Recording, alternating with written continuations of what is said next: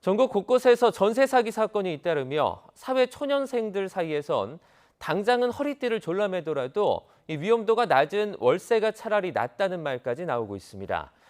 추가 피해에 대한 공포감 속에 나쁜 집주인들의 개인정보를 공개하는 인터넷 사이트도 등장했습니다. 송재인 기자입니다. 공인중개사가 임대인과 작당하고 임차인들을 속인 이른바 인천 건축왕 사건.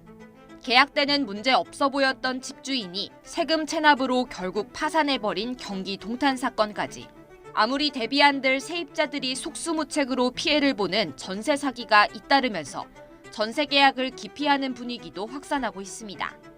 사회 경험이 적은 청년들은 특히 그렇습니다.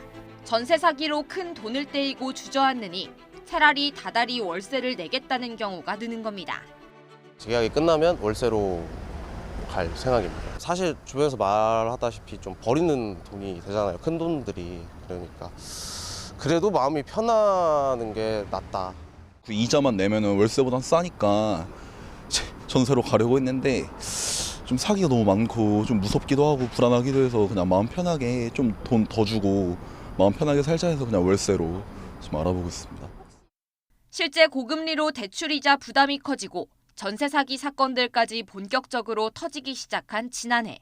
전국 임대차 계약 가운데 월세가 전세보다 9만 건 넘게 많았습니다. 월세 비중이 전세를 역전한 건 법원이 관련 통계를 처음 공개한 지난 2010년 이후 처음입니다.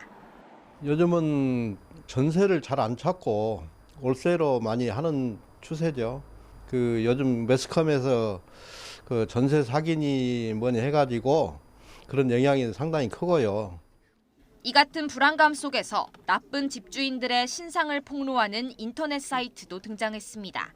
수도권 일대에서 빌라 천여 채를 갖고 있다가 보증금을 돌려주지 않은 채 숨진 이른바 빌라왕 등 7명의 이름과 생년월일, 집 주소가 올라와 있습니다.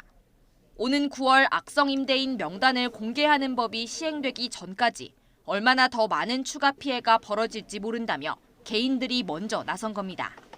일각에선 명예훼손 처벌 대상이 될 수 있다는 우려도 나옵니다. 다만 정부가 더 발빠르게 대처했다면 지금 같은 대규모 피해까진 막을 수 있었을 거란 주장도 새겨볼 필요가 있어 보입니다. YTN 송재인입니다.